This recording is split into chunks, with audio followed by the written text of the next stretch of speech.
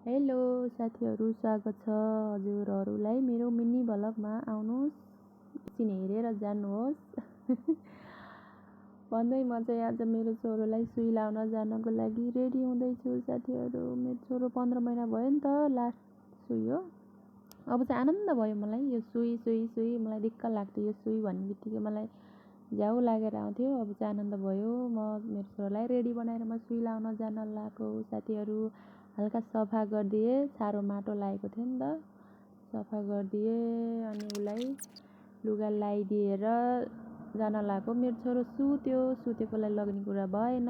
2 घन्टापछि उठ्यो अनि मैले गएँ है त म अटोमा। हेर्नु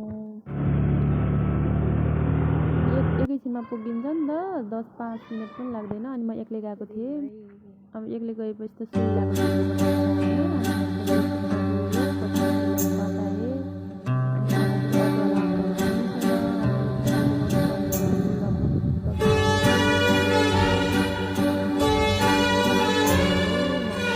होइन अनि कसको घर अगाडि लगेर छोडिदिएको त मेरो छोरो त ट्वा भएको कि उसलाई नौलो लाग्यो होला नि त, कसको घर हो भनेर होला माथितिर हेरेको गऱ्यो। मलाई त कति हाँस उठेर अनि पछि त्यहीँ बस्यौँ आमा छोरा। उता त घाम थियो नि त, अनि त्यही भएर जेसुकै होस् अनि भनेर त्यहीँ बसेको।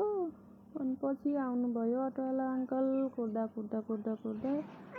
अनि अटोमा मान्छे उठाल्नै थियो नि त, बाबुसँग अगाडि बसेको। अनि अप्ठ्यारो भयो, त्यही भएर मैले भिडियो बनाउन पाएन साथीहरू। Okay, by.